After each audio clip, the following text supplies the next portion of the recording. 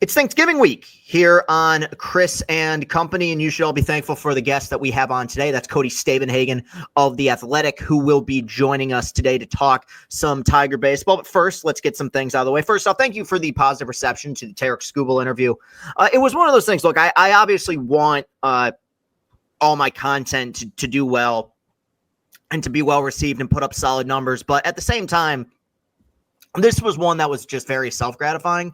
And in a way, it was kind of a stars align one time, once in a lifetime thing. I mean, you never know how many times a guy from your favorite team is going to win Cy Young, and even fewer times is that guy going to have been a guest on your show in the past and be nice enough to agree to do it again. So it really did mean a lot. I appreciate Tarek, and obviously I hope that he's talking about a guy who should be enjoying his holidays. Now, I did see an Instagram story of him working out at the gym, so maybe there's no days off. But thank you again to him for coming on and for the positive reception. That was easily one of the truly more humbling moments of my life as a content creator, to be able to do that. But before we get to our interview with Cody, just want to say you can follow me on Twitter at Castellani 2014. If you're watching on YouTube, hit that like button, hit that subscribe button. There's still a good chunk of you that watch these shows on YouTube that are not subscribed. And really, what's the point? You can, that way, if you're subscribed and you hit that bell, you're notified every time that I make a video. You don't have to go searching for Chris and Company. Chris and Company will come and find you.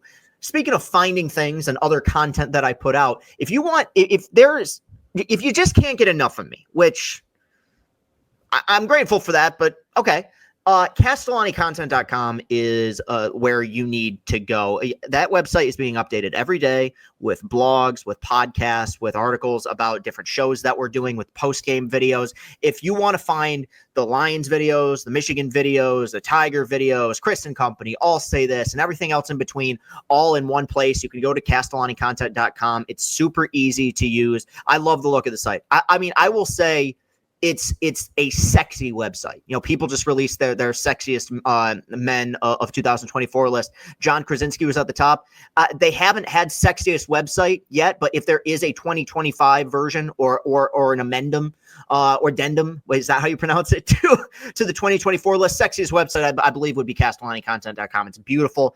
Go check out everything and continue to support everything that Austin and I are doing on all platforms. You can find this podcast in audio format on Apple Podcasts. You can find it on Spotify. Okay, anything else? No, we'll be back to wrap it up and wish you all a happy Thanksgiving. But Cody Stavenhagen, just kind of do a little precursor. He's been writing, covering the Tigers for The Athletic since 2019. We talk about that in the interview. Pick his brain about what the future has in store for the Tigers, what went right for them in 2024, what needs to go right for them again in 2025, and maybe some potential free agency news, as well as the hotly talked about possibility, or lack thereof, of a Tarek Skubal contract extension. So all that coming up next. Stay tuned. Please enjoy this interview with Cody Stavenhagen.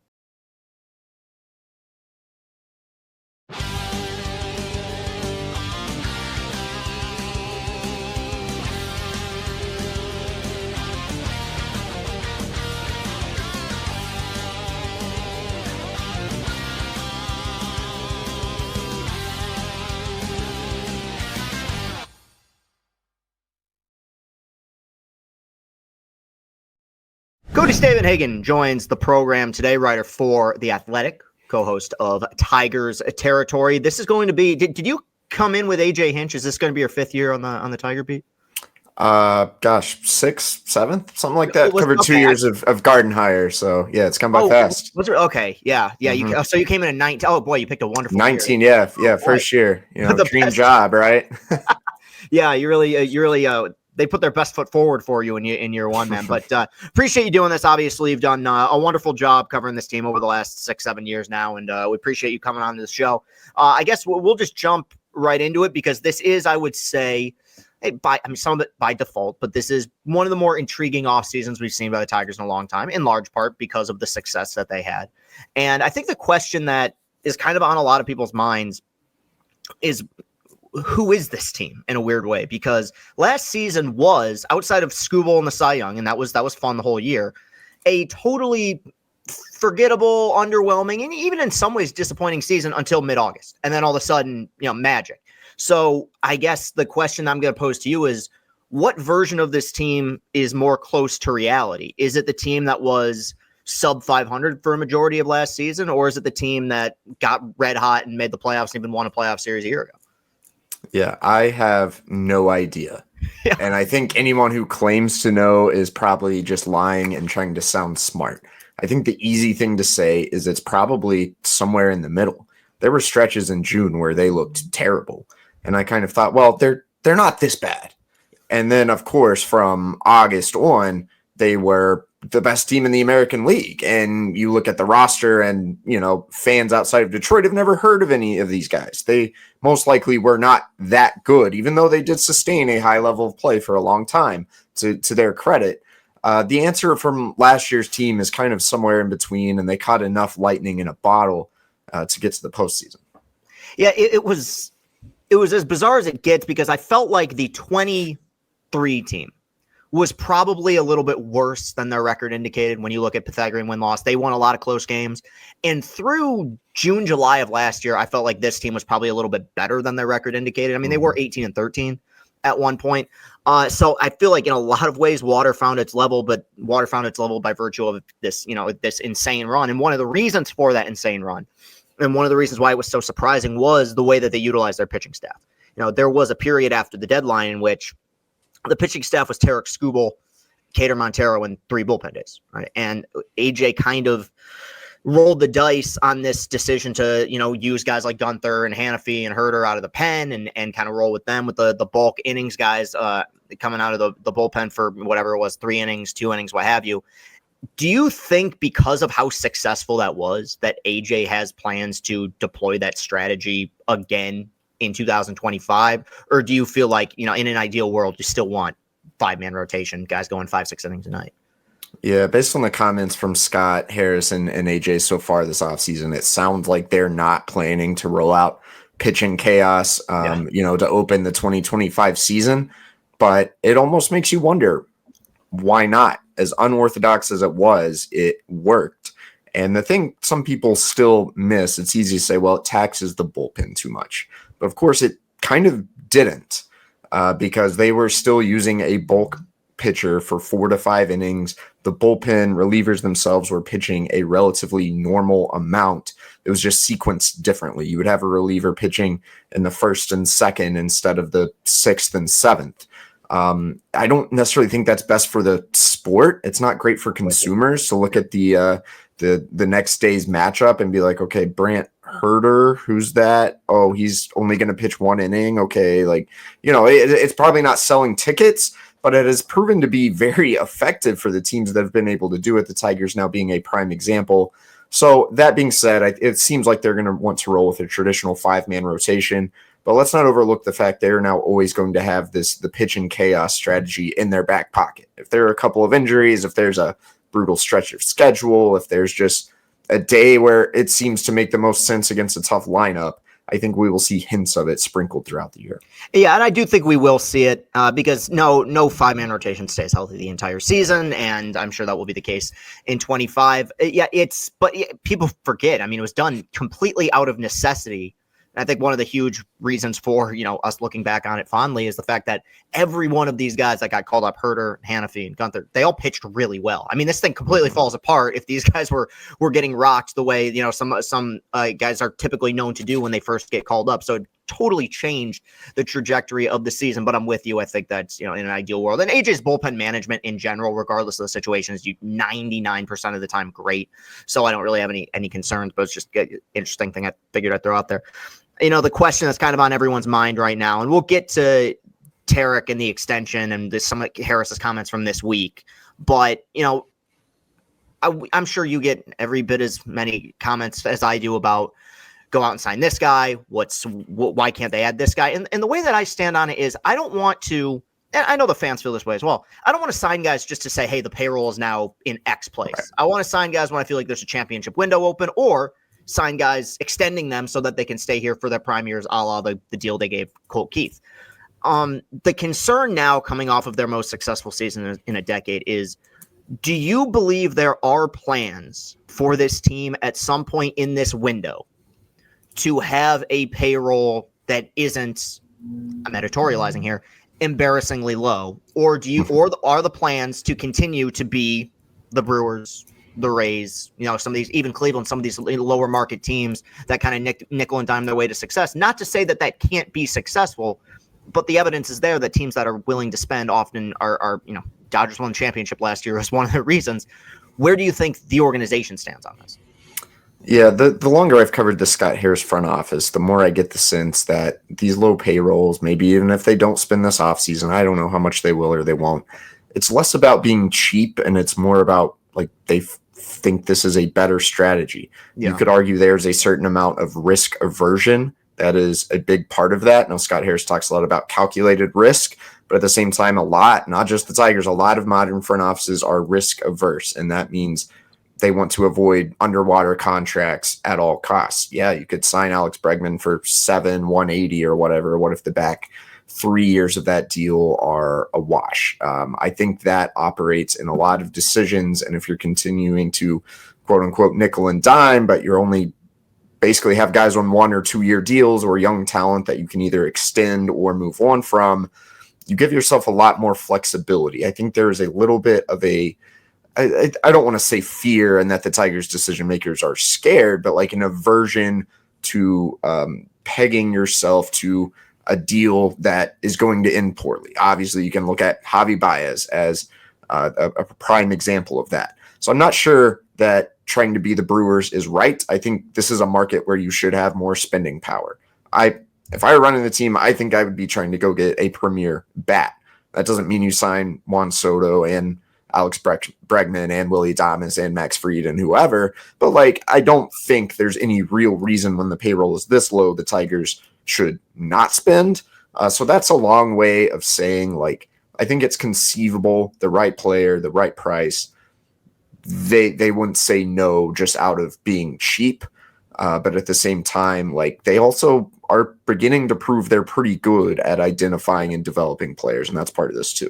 And that was the point I was going to get to in a second. But yeah, it's an interesting thing because I can't think of any other baseball fan base in the sport that has experienced this over the last decade and a half, where we've only experienced extremes. It's only been Dombrowski and Mike Ilitch going over the luxury tax. Like the players that you just brought up in free agency, like all of those guys would be in play if under that previous regime. Or it's been bottom 5 payroll, bottom 3 payroll if you remove the hobby contract or the Miggy contract. So I do feel like there's that happy medium. I bring up the Brewers, but to me, I think and I hope the idea of what they're going for is more in line with the Braves, which is we want to make sure that we're getting all of our good young players for prime years. And that leads me to my next question. I brought up Colt Keith a minute ago. Have there been or will there be discussions this offseason about potentially locking up a Riley Green or a Kerry Carpenter or some of these younger guys so that they can be a part of this core for a long time? Yeah, I'm sure there have been some discussions behind closed doors. I think none of these guys, like, extensions are hard. They don't get done all the time for a reason. Getting both parties to agree to a number can be difficult. So Riley Green is a great example. Here's a young player who is an all-star. Why would you not extend him? Why would you not lock him up? It's easy to start throwing out the arguments. If you're Riley Green's camp, if I'm Riley Green's agent, I'm saying, well, our guy just made an all-star game and he's only going to get better. So we want $25, $30 million a year. And if you're the Tigers, again, you got to be responsible. Well, Riley Green's really young and he's had a lot of injuries and he's had a stress fracture. And like, how confident can you feel in that if we're talking paying a guy 7, 8, 9, 10 years at a very high AAV? So I think that's one that Riley Green's the obvious guy, like probably who makes the most sense to extend, but coming to a number could still be difficult. There, you might have to include some opt-outs or a very high incentive deal. It kind of comes down to what Riley and his camp want. I think if I were Riley Green's agent, I'd say, hey, keep trying to maximize your value before we sign anything. Kerry Carpenter, good player. Ultimately, as good as he is, he's been a platoon player.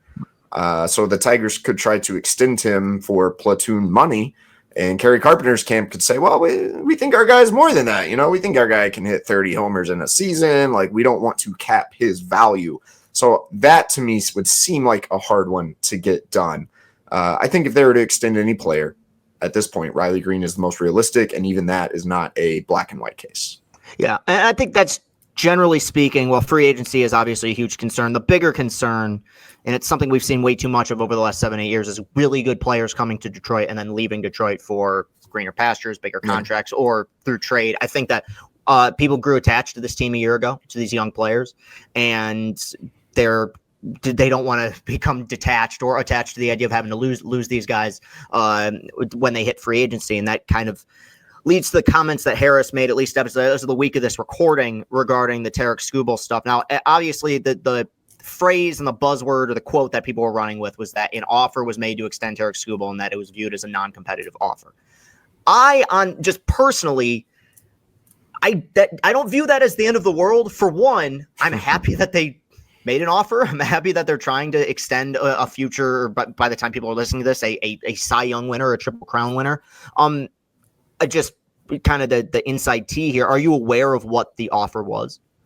I am not. If anyone knows, feel free to slide my DMs and tell me. Yeah. That's one reason I feel a little weird about this whole thing and that whole report.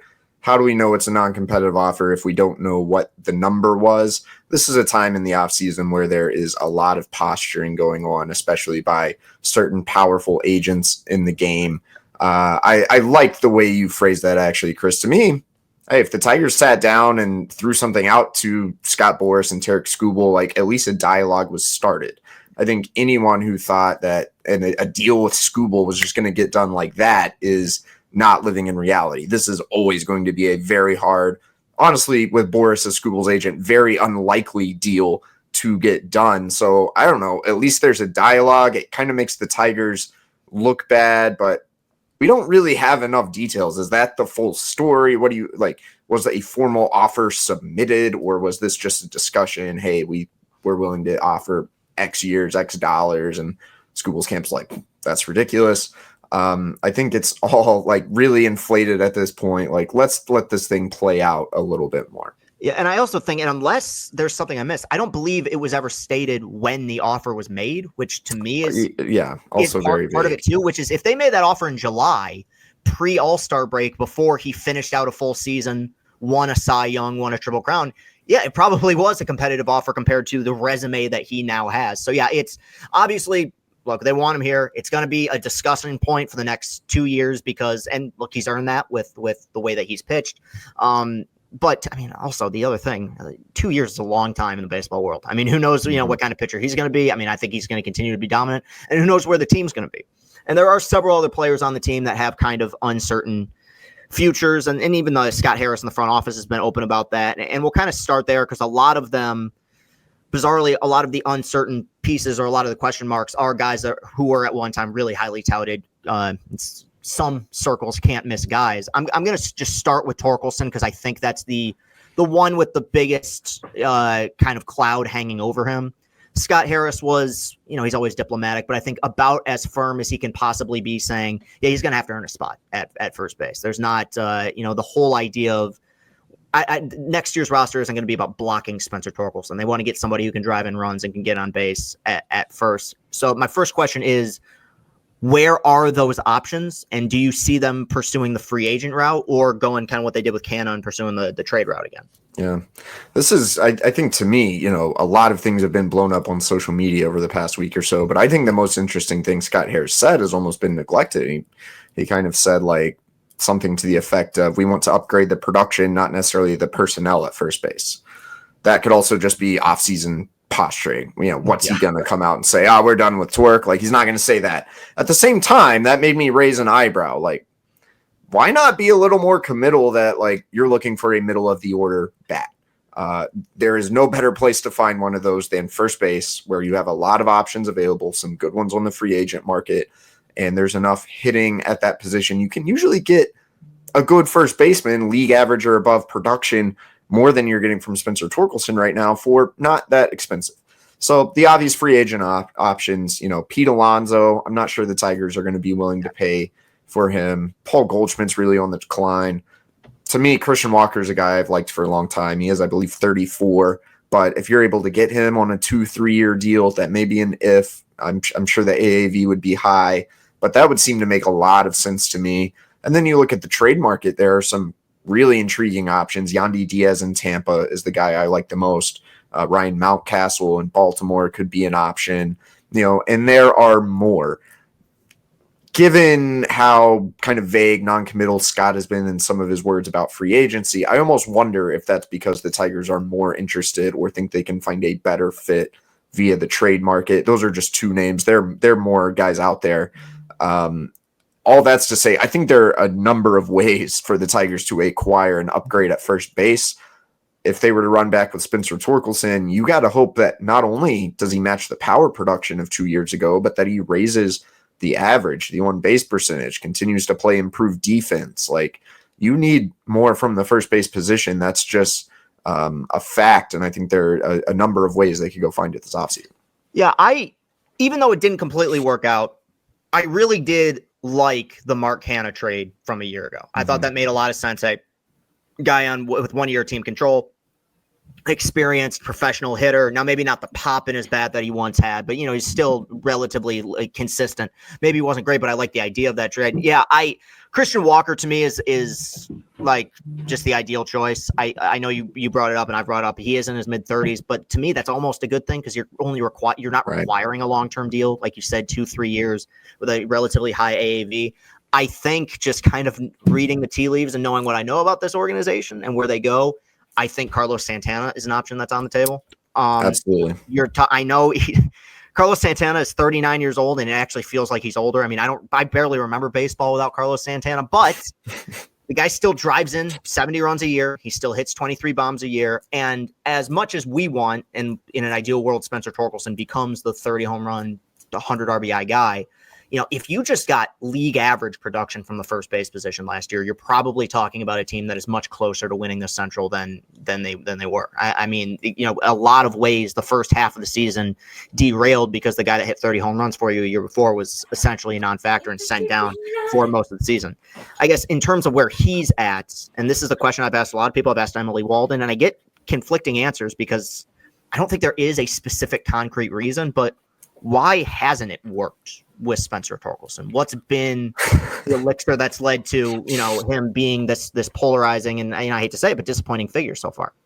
Yeah, this has been a question that's consumed the past couple of years of my life, trying to figure out why can't Spencer Torkelson hit, and it's very difficult to decipher. I mean, you've seen the quotes, like, we've asked Torque this exact question what feels like a million times. I've begun to feel bad for him because obviously he has his performance picked apart, but obviously the quotes like my swing can play at any level have gotten stale. And I've said it before, like, I mean, it can, but it clearly doesn't consistently. We have a 1,400 plate appearance sample. I always think back, people who listen to Tiger Territory or read my work probably know, like, I had a scout once, like, open up a book and show me a page when we were talking about Torque, and he had just charted pitches Torque had faced.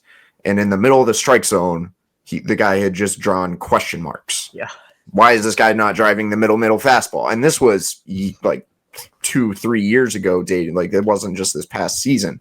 It sounds like in AAA, he adjusted his attack angle a little bit, maybe trying to drive these balls. But you look at his swing and you can criticize the load, but like, there's not some glaring mechanical flaw. I think it's deeper than that. He tends to be caught in between. Not always covering the whole strike zone. I don't know. It's going to take someone a lot smarter about hitting than me to deduce like the exact problem, which also leads back to the thought that just like, okay, how much of this is mental? And the longer I've been around Torque, like, I respect how he's handled the pressures, the criticisms. He's a great guy to deal with. But it does seem like maybe there's part of him mentally that things just aren't clicking. Maybe there's been a bit of stubbornness in making the adjustments. Like, I think it's a very complicated package. And usually when you have a very complicated package, that means it's going to be tough to find a magic bullet solution. Yeah. And I've been asked about that too. In general, if there's something between the ears, and to me, there's no character issues. There's no, like, I think that he's handled things really well. He's been humble on and off the field. He's said all the right things, but man, you go, and I'm glad you pointed out that somebody brought that up to you several years ago, because I remember his first spring training, he was like 0 for 19. And I interviewed, I was doing Locked On Tigers at the time, and I talked to Scott Bentley, and he was like, well, the one advantage is like he is swinging at strikes and he's not chasing pitches. But that issue of middle fastballs that he's missing or fouling back has remained a consistent theme throughout his career, sans probably about a month and a half, 2 month stretch in 23 when we thought that he had found it. Last year, he just stopped hitting velo altogether. I mean, that was ultimately what did him in, is just, trouble with the breaking stuff. That's fine. He wasn't hitting center cut fastballs. And it's a bizarre story. They're not going to, and I've had people ask this, he's not going to be kicked out of the organization. He's going to stay within the organization. And this might bother people, but not really me. We're going to see Spencer Torkelson in the big leagues at some point next year with the Tigers, whether it's through injury or what have you. It's just more so, can you rely on him as an everyday guy? And right now that's to be determined.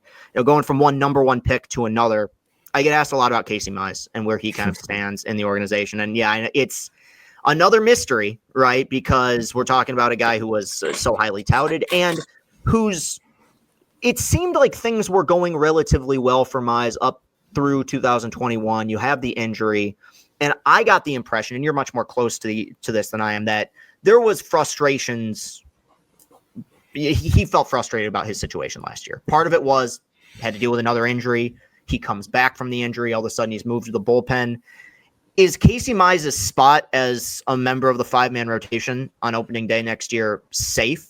Are there potential plans for him to be part of the trade market? Where do you see his future lying in Detroit? Yeah, it's hard to say, but I think it would take an exceptional offseason and spring training for him to open the year in the rotation. Like, I think he goes into spring on the outside looking in a little bit. And there's probably going to be a pretty fierce competition for like the number 5 spot, Cater Montero, maybe a guy like Brant Herter, Ty Madden, Casey Mize, obviously Matt Manning. The list can go on, and we'll see who else they bring in from the outside. But obviously they want more consistency from Casey. Like you said, another just super perplexing case. I've written this before, but you go back and just look at the scouting report from when he was drafted, like commands the fastball exceptionally. Well, we haven't really seen that in consistent doses. Elite splitter.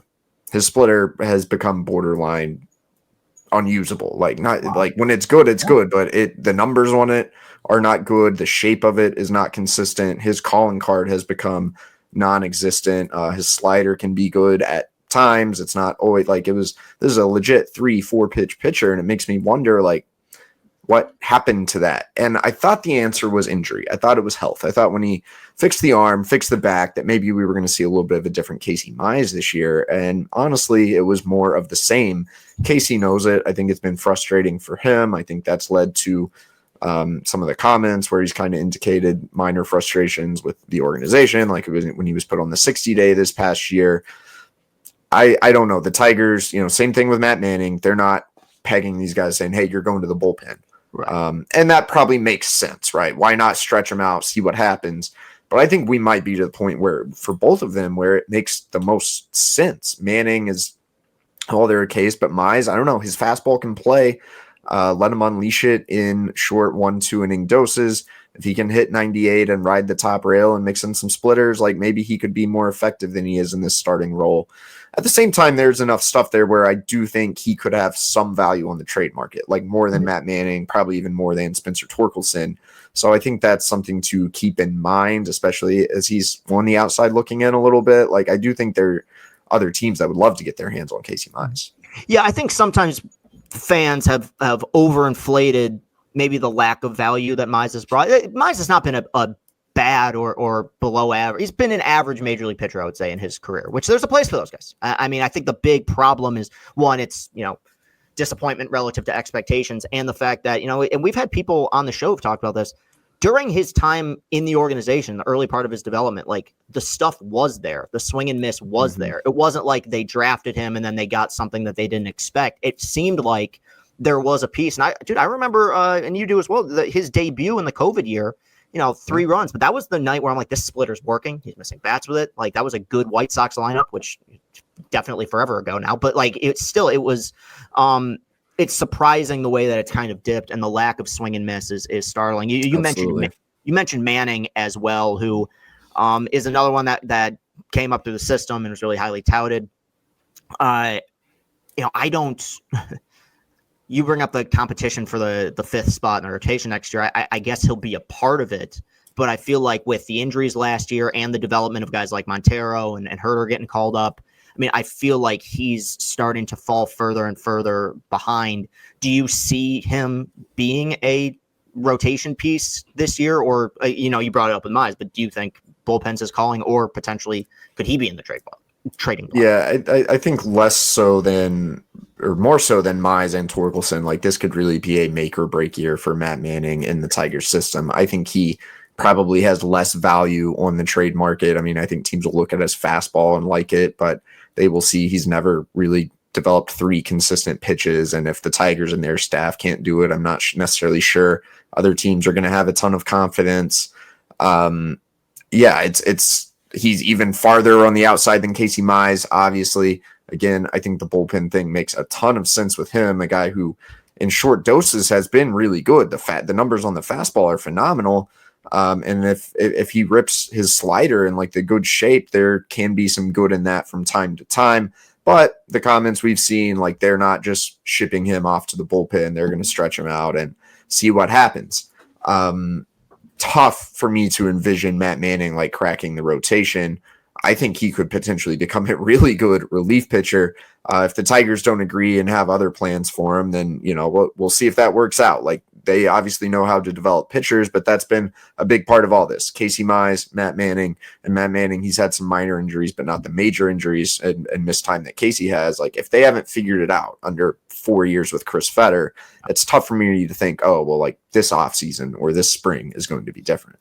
And that's the thing I've said, which is at this point, we're so far removed from them, being top 10 prospects, and first round picks, what have you, where you kind of just got to judge them as their own entities. And right now, like, I see a small sample size, I see more pitchability, so to speak, or more upside currently out of Montero, out of Reese Olson than I do with some of these guys that, that were once really highly touted. And again, maybe the analytics don't support it, but Montero ended up becoming kind of a key piece of that rotation in the sense that he was half the rotation last year for about the last 2 months of the year. It was just him and Skubal that were starting games.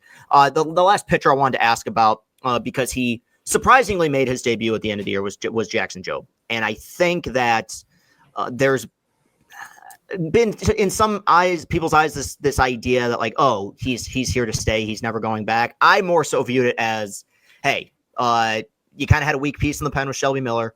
Go make a David Price move like the Rays in 08, call up your guy, get a few innings out of him in the postseason. That's what they did. Do you think he starts the year in AAA and they still want him to get those AAA reps, or do you see him potentially being in the 5-man to open the year? I think spring is important for him. I don't think he's a finished product, but at the same time, if he comes out and looks good in the spring, I think it's going to be hard to state your case as we want to make the playoffs and leave Jackson Jobe in AAA. Like, this doesn't mean that he's going to come out and dominate out of the gate, but I think the Tigers are going to be hard pressed to find 5 pitchers who are better than Jackson Jobe. Obviously, sheer stuff, Skubal's the only one who's going to outmatch him, and pitchability, like, he's made some strides in that regard. I think you're right. Like, he shouldn't be written in pin. Everyone's just like, he's here to stay. At the same time, like, if he goes to AAA, and you're serious about making the playoffs, I think there needs to be a very good reason why he is going to AAA. I'm actually of the mindset he should probably start the year in the rotation. I am as well, but I'm also of the belief that he will not. Right. I know, and I've seen the way they've operated here before, and look, I've been surprised in the past. I remember in 21, Mize and Skubal started the year in the rotation after a few starts in the COVID year, so it's not out of the realm of possibility. Look, we know the stuff is there. I mean, I talked to him a year ago, and he said, "Yeah, I think I'm a major league pitcher. I think I'm ready, ready to go." So it's not a matter of that. It's just, there's always weird, bizarre variables in play when it comes to calling these guys up, whether it's how they're going to monitor innings, that stupid service time manipulation thing. They're better with that, but it still does kind of exist. So that's, there's things to look out for, but I am with you. I think that in terms of stuff, it's there. And I think one of the reasons why they did call him up was like, hey, we're kind of accelerated this mini rebuild, so to speak. Like, if he's ready and the team's ready, let's do it. In terms of last season, just going back to that a bit, because it was so much fun and it was so out of nowhere. But as somebody who was closer to the action than any of us were, I'm always curious, was there any Was there a specific moment or any sort of indicator where you felt like there was a shift in the team's mindset, where all of a sudden it went from, hey, we're just trying to win every game, to this is meaningful baseball now? Like we have a shot at making the playoffs. We have a shot at winning playoff series. Did you notice any sort of momentum shift within the clubhouse, or do you think they did a pretty good job of kind of taking it day by day? Yeah, I honestly didn't ever pick up on much of a shift. And I remember in early September going around and asking guys, kind of trying to find out like what changed here. And the answer I got from player after player, I mean, it was cliched, but it was like, oh, nothing. We always believed. And then, of course, some stories would trickle out. Joey Cora told him to run the bases more aggressively, and AJ asked him what team they wanted to be. And there were some little speeches and little moments, but I'm just going to be straight up. Like, the mood in the clubhouse was almost remarkably consistent throughout the year. I think there was a little point in like late June where you started to feel some tension, and then they won a few games and kind of snapped out of it. And then, of course, as they started to win games in September, like, it was fun and amazing, but they never felt daunted by the moment. Like, there wasn't really a change. Like, you would actually be surprised. All this talk, this young, fun, energetic team, you go in there the last couple weeks of the season and it was like quiet, and dudes were just doing their routines, and there wasn't anything remarkably different about it. And that is a little bit of a testament to the players, I think, and why they were able to pull off the run, why they were able to get there in the first place. I know it sounds boring, but I think there's something to that. Like, it wasn't this palpable difference or palpable shift really at any point all year. Yeah, I think so much of that's a reflection of AJ. I mean, AJ, he's like a politician with the way that he's so on brand with his message. Yes. I mean, consistently of, I want to win today. I want to try to win tomorrow. If we lose today, well, guess what? We got another ball game tomorrow. And I think that it takes a while, and it takes calling up good players. And I think, the addition of certain guys definitely sparked a run. I think Parker Meadows' ascension was a huge part of all of it, really. I mean, I think that in many ways the team kind of goes as he does in that leadoff spot. But yeah, it didn't seem like there was any moment where things got too big, which made it fun. I think it allowed them to kind of play loose. I brought up AJ a minute ago. You just had him on your show, and you've been covering him for a minute now, and a friend of the program as well. Love the guy. It's now going to be his 5th year here, and he's obviously had quite the arc in Major League Baseball. Have you noticed any change in him as a manager, as a person, compared to the guy who stepped into Detroit in, I believe it was October of 2020? That's a really good question. I mean, I would tend to say no. He is, like you said, like a very consistent person. I mean, I think emotionally he's been through a lot. I know there have been some difficult days for him. The guy who was used to winning and managed 3.5 years of largely bad baseball in Detroit. I think that was tough on him. And I think if there was any change, it was when the team started winning. Like, I think there was a little bit of a swagger back in his step. Like, I think there's a guy who views himself, I mean, this is a valedictorian of his high school, Gatorade Player of the Year, Stanford grad, like, views himself as a winner and someone who should be, like, not in an arrogant way necessarily, but like holds himself to a very high standard. And yeah, if there were any shift, I think there was just a little subtle element of pride in the playoffs of like, okay, yeah, this is it. Like, this is why I came here. I think he could have taken easier routes, right? He could have not joined the Tigers. He could have waited a year and other offers probably would have came his way. Early on, there was a ton of speculation. Is he going to leave Detroit for some bigger market? Yes. And that was always kind of unfounded, but I also think AJ personally thought if he could take this bad team and build it into something good, that would maybe be more make things right in his mind, or be a more respectable path. Like, I'm obviously putting words in his mouth a little bit, but just my own observations, I think he's always felt like that a little bit. So that doesn't fully answer the question of like if he's changed, but those are like some key tenets I've observed in AJ over the years. Well, I think it's just, and I agree with you, it's just human nature. Everyone, especially in a sport like baseball, they care about their legacy. They care about how they're perceived. And obviously with what happened in Houston, it took a hit. Now it's his redemption tour. And I think AJ he's what I call, and maybe it's not as quiet in the clubhouse, but what I call quietly petty, where I don't think he's going to make anything. He's not going to make anything a story, but I think internally, like, Do I think they purposefully tanked the last 2 games of the regular season to get Houston? No. Do I think when he saw Houston in the playoff bracket, he went, hell yes, yeah, I do. I think it meant a lot to him, and that's not again, like you said, that's not an arrogance thing. That's just human nature. It had to feel good to go there. He knew those players, he knew that park, and to be able to come out of it with a win. Yeah, no, it's been fun watching his ascension. I think I remember when he was hired, thinking like this is kind of perfect for Detroit. Going back to another position that's, man, I feel like we've talked about now for Jesus since Castellanos left. But where do you think? I guess the first question is, who do you believe gets the most reps at third base for this team next year? Gosh, if we're just looking at internal candidates only right now, if we're not doing outside hire, if we're just saying within the organization. I would say Matt Vierling, probably. I mean, I think it's a toss-up between Vierling and Young. I guess Young being on the left-handed side of that platoon has an advantage, but I don't think Jace Young Young's going to have to do some things. Like, I don't think, even though his production on the field was fine, I think like the defensive deficiencies started to show up a little bit. He didn't homer, like he didn't fully unlock what he can do at the plate. I do think this is a kid who's just always hit at every level. But I think the Tigers have some concerns about Jace Young right now. And I think if they were a young player who could be tradable, he would fit that bill. Like, Matt Vierling is an interesting player, obviously did some really good things last year. I worry he could be a regression candidate a little bit, but at the same time, he's just like rock solid. Like, even the little things that don't show up in them. But like, Matt Vierling always seemed last season to be just doing something productive, whether it's going first to third, whether it was getting the ball in the air for a sac fly. And like, those are things AJ Hinch loves. And so that's why, like, if I had to pick one guy right now, I would pick Vierling. But to your point, unless they bring in like a solid everyday third baseman via either trade or free agency, we're probably going to see a lot of different faces at that position. Yeah, more platooning. It's kind of what I expect. And I'm with you on Young. A part of me feels maybe not bad for him, but I think when he was called up, the idea was, hey, they're out of a playoff chase, low leverage at bats. He gets time to develop. And all of a sudden, like 2 weeks later, they're several games out of a playoff spot, and it became a much more high leverage, high intensity situation. Now, you bring up Vierling, and I'm often caught or labeled like the biggest Matt Vierling defender. And to me, just because he knows and we know what he is, he's just a good, every team that wins championship has a Matt Vierling on it, like in some capacity, like a culture guy.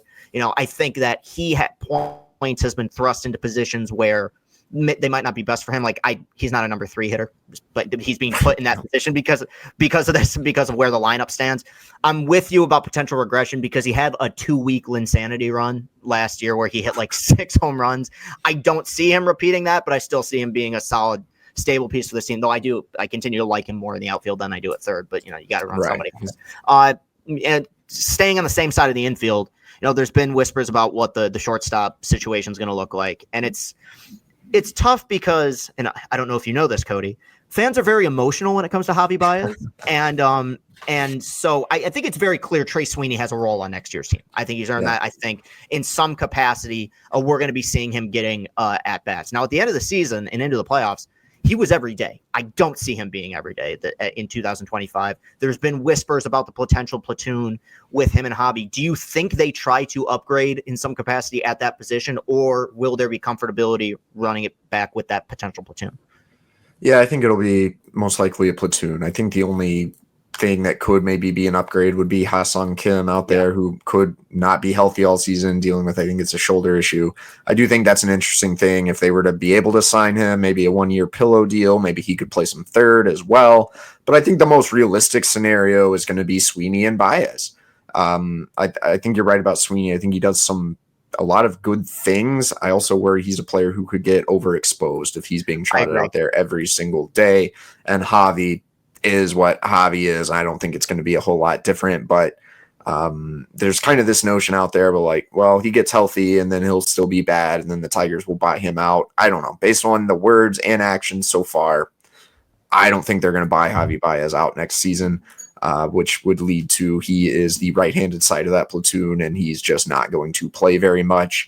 At what point does that become like unsustainable? Like, it's obviously a huge issue. Scott Harris knows it. There's just not an easy solution other than getting Chris Ilitch to write him a large check to go away. And like, again, maybe you could say this is like the team being quote unquote cheap or whatever. I just have a hard time seeing that happening.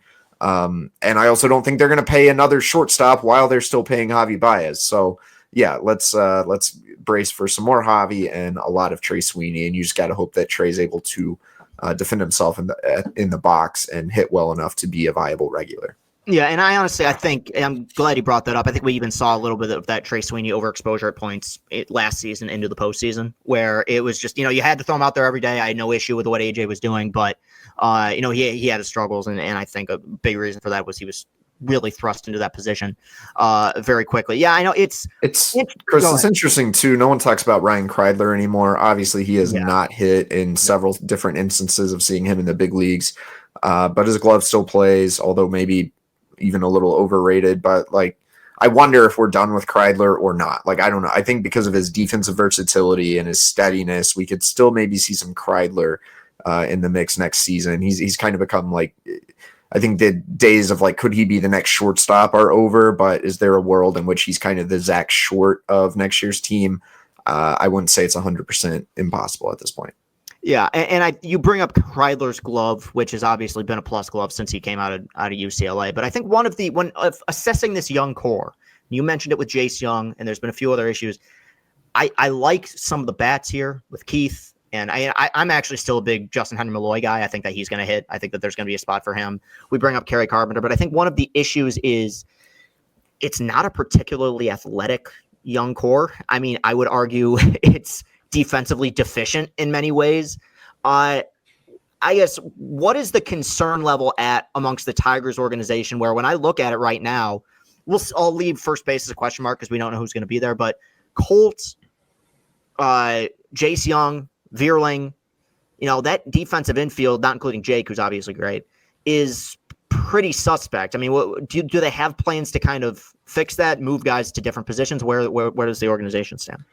Yeah, it certainly seems like they have supreme confidence in their ability to help guys improve, which can be good or bad, I guess. I don't know. 2 years ago, I was like, Kerry Carpenter is just not going to be able to cut it in the outfield. And he has improved. Like, he is, I don't know that he's ever going to be a plus defender, but he seems to be completely viable in right field now. There have been some other examples of that. Even Colt Keith, like, it's still not pretty all the time, but he definitely got better in the second half of the year. His footwork and his hands turning double plays greatly improved.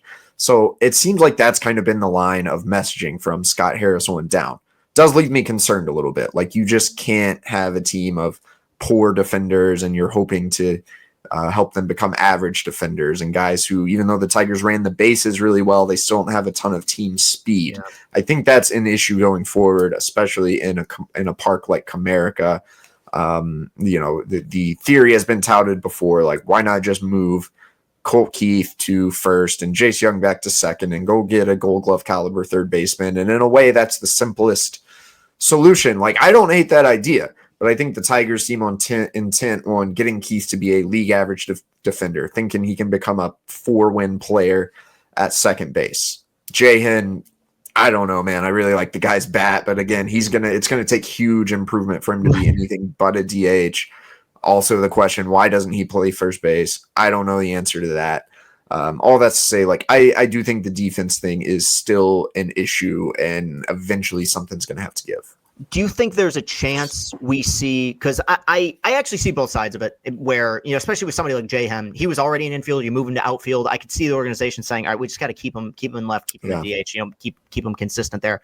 Do you think there's potential for Wenzel Perez to become the jack of all trades utility guy? Because he has a lot of experience, at least in the minors, as an infielder, seemed serviceable enough, I guess, in a corner outfield position a year ago. Could you see him kind of taking over that role? Yeah, that's a really good question. Obviously, like, Wenzel's roster spot is way more viable if he's able to go back on the dirt and play even just a little bit of second. I don't know if the Tigers are going to try that. I think that'll be a good question probably the next time I talk to Scott Harris. Wenzel obviously, like, does some good things that affect the baseball. That like impact winning, right? But how good of a player is he actually? I still think we have no idea. The switch hitting is useful. He's fine enough in the outfield. I think he's going to have to either unlock a little bit more power or be able to play in the dirt to really maintain his like upward trajectory in the organization. So he's one of these backing guys that is going to be absolutely central probably to next year's either success or next year's lack thereof. Yeah, I agree. I like him, but I like him while acknowledging I don't think his ceiling is very high. And you bring up the power and everything. Like, I think he's the kind of player they're going to fall in love with here. Scrappy player, like you, and AJ loves that versatility. I think that he could add a lot, similar to Vierling, add a lot to this team that might go unnoticed in terms of the places that you can put him on the diamond. Last question, just in terms of where this team is currently at, because the one thing that has been hammered home since you've been here, since the last decade, is the idea of player development. And it really felt like last year was the first full season in which we saw players start in one place and end in a much different place. Whether it was Parker or Colt, there were struggles, but there was an upward trajectory consistently throughout the season. And the question I always ask people that are kind of close to the situation is, what are the changes that have been instituted that have led to player development being a much easier bridge to get over, so to speak? Yeah, I talk about this and get asked that a lot too. And player development is this weird realm where also everything is vague and teams do not like to give any details about what they're doing because it's a secretive and competitive industry. So I struggle to have this great example of like, oh, they did this. Like, it's not some drill, like some coach said, oh, like do one-handed soft toss. Like it's not that. Right. What I'll say, like, if I have observed any change in the Tigers organization, it is just a very different baseball culture from Al Avila and Dave Littlefield to now Scott Harris and AJ Hinch and Ryan Garco and on and on. Like, there's a different baseball vocabulary. I get the sense talking to prospects, like, just the plans orchestrated are much more concrete. Obviously, there's more adherence to data. And so the players don't even necessarily know all this, but, the analysts communicate something to the coaches in the minor leagues who communicate something to the player, and the player is then able to improve, little things like attack angle, swing path, arm angle, obviously for pitchers, adding a pitch or tweaking the usage.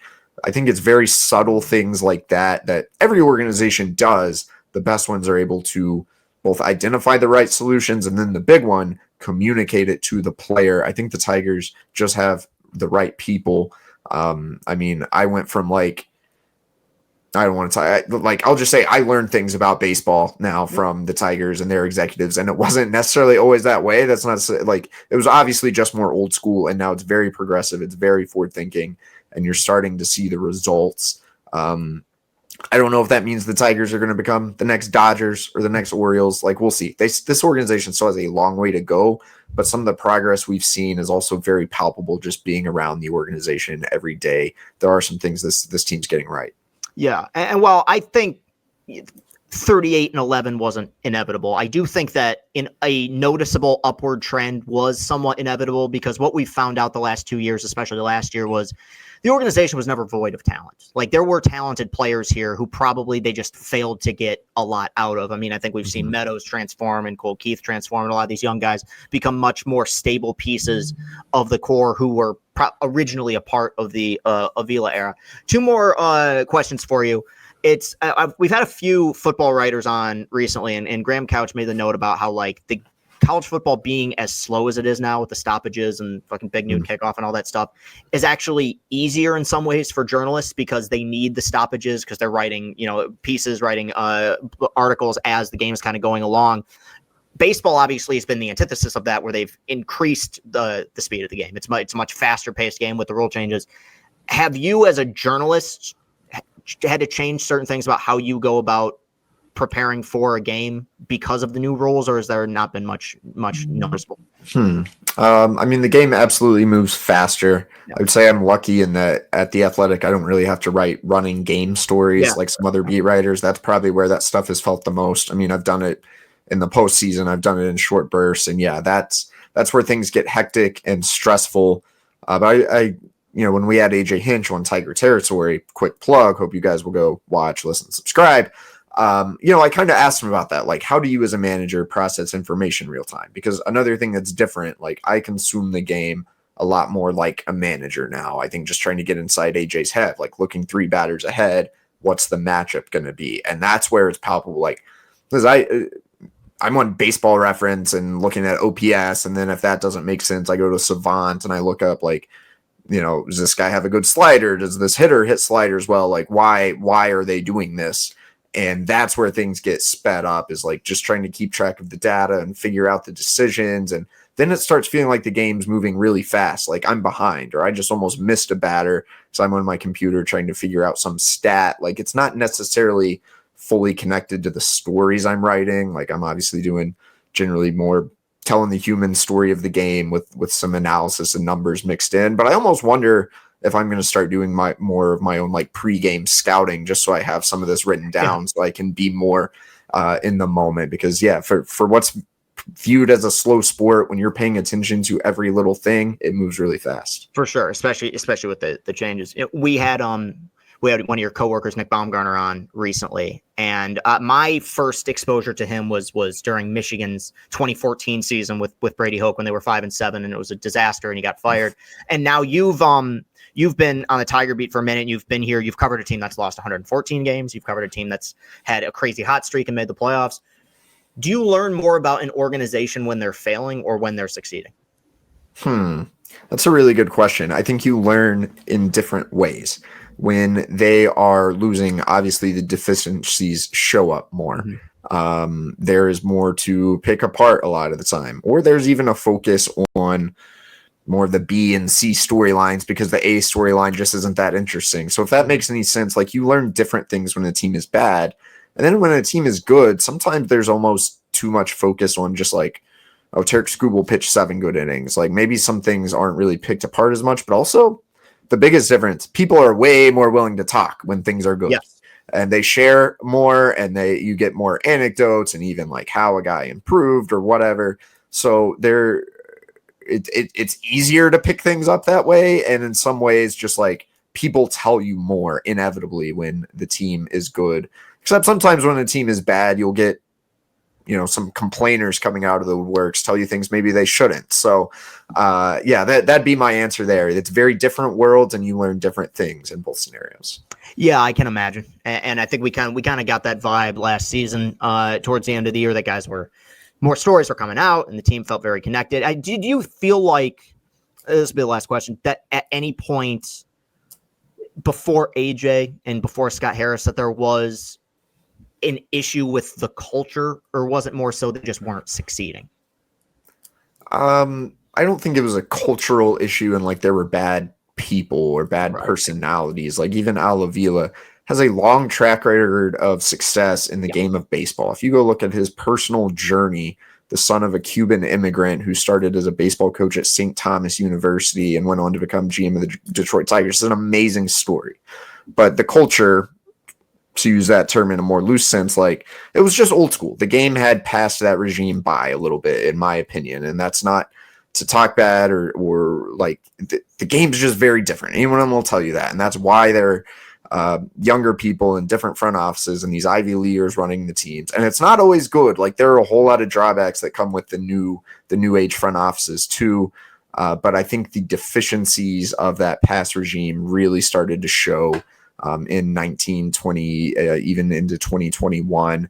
And those things are very different now. Like, I don't think the evaluation was good. I think the scouting was rooted in more old school methods. I think the player development was rooted more in old school methods. And even as they tried to adapt, it wasn't, their first nature. It was more second nature, and they're trying to learn. And like I said, now they have people who actually specialize in this stuff and are good at it. So that's really how the culture has evolved. Yeah, no, I agree. I think that, you bring up like when teams are bad, you kind of focus on the B and C stories. I think that it's very easy when a team is consistently losing to point to something like culture. It's like, well, nobody's happy when the team's losing. There's not going to be a lot of puff pieces and fluff that's, cotton candy and rainbows that's going to come out of the organization because no one's, the team keeps losing. So, yeah, look. Let me tell you this, Chris, in a moment of honesty, like the Tigers are harder to cover now. Like they keep things closer to the vest. Is that a Scott Harris-based thing more so? I think it's probably a combination of Scott and AJ, and I like both those guys, but that's one of the things. A lot of these new, smarter organizations are like that. They keep things close to the vest. Obviously, assistant coaches aren't available.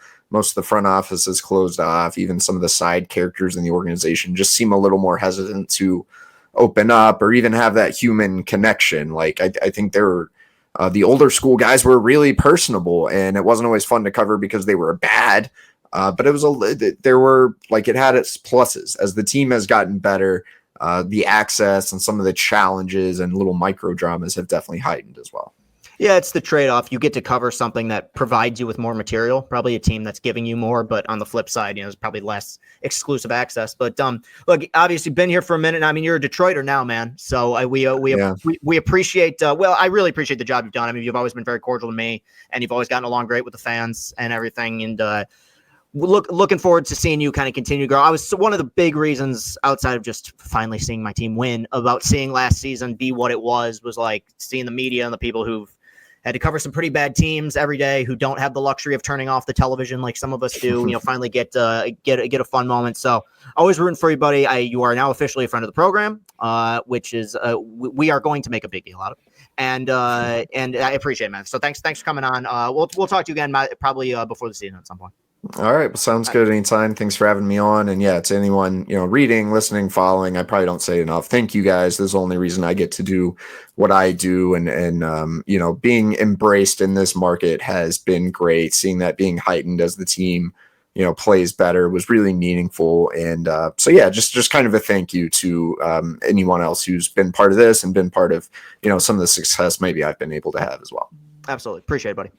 Yeah, thanks, Chris. Shout out, Cody. Thank you for joining. Hey, that's the second writer for The Athletic who has joined us in 3 shows. So we're creating something of a real pipeline. Obviously, Nick Baumgartner joined us several weeks back. Appreciate Cody coming on. I mean, in my opinion, you can't go wrong talking Tiger baseball, and Cody's done it about as well as anybody has over the last several years. It just goes to show what I know. For some reason, I thought his first year here was 21. Look, any person who has to who had to cover the 2019 Tigers, whether it was your first year on the beat or your 50th year on the beat, should get like a medal pinned on them at City Hall. I survived the 2019 Tigers. A season that doesn't get talked about enough is one of the truly worst teams in the history of baseball. I know we focus on 03, and don't get me wrong, like that's fair, but that 2019 team with 114 losses, and they were 8-4 to start that season. So like that was their hot stretch. After that, but I didn't feel a need to really ask him many questions about 2019 because the times have definitely changed. Tigers were in the playoffs last year. Who'd have thunk it? That was a lot of fun. So once again, appreciate him coming on. If you're watching this on YouTube, hit that like button, hit that subscribe button. You can follow me on Twitter at Castellani2014. And again, you can go to the sexiest website, sexiest non-pornographic website on the internet, which is CastellaniContent.com, where you could find everything that Austin and I create, post-game videos, blogs, I'll Say This episodes, Chris and Company episodes, one-stop shop for all the content that we are putting out. Appreciate all the support. Look, it's Thanksgiving week, and per usual, I am incredibly grateful and incredibly thankful for the audience that we have here. And, we're 30-something episodes into this show now, which is by my standards, that's a long time because I quit on things very early. I'm proud of what we're doing here. I'm proud of the interviews that we've done. I think that it's allowed people to see a different side of our interview subjects. It's allowed people hopefully to see a different side of me, though I in my opinion, the fun of this show is the fact that it's much less about you. It's more about the subject. I think so much of what I do is just me talking to a camera like I'm doing right now. But, you get the opportunity to kind of leave your ego at the door and just have a conversation with people. And hopefully, they can open up to you. I like to believe that I'm good at this. And obviously with the added element of Austin's production, who is another person I'm incredibly thankful for, I think that this show will hopefully continue to grow. So please continue to support us. Look, I can be proud of the content all I want. We are only as good as the audience that we build. It was the same with the Tiger videos. Those things grew because we had crazy support and the word was spread like wildfire. We need that to continue to happen with the content that we're putting out. If you enjoy Chris and Company, if you enjoy I'll Say This or any of the content that we're putting out, share it, like it, retweet it, favorite it, comment, let us know what you thought of this. That way the impressions continue to go up and hopefully the content can continue to grow and thrive as well. Appreciate you all very much. Have a very safe, happy and healthy Thanksgiving. Hopefully watch the Lions kick some Chicago Bears ass on Thursday. We will be right back here with another Chris and Company next week and another I'll Say This next week, recapping what should be a pretty crazy week in the world of Michigan sports. So thank you guys very much. Stay safe out there. Have a great Thanksgiving weekend. Peace and happiness. We're all behind our baseball team. Go get 'em, Tiger. World Series bound and picking up steam. Go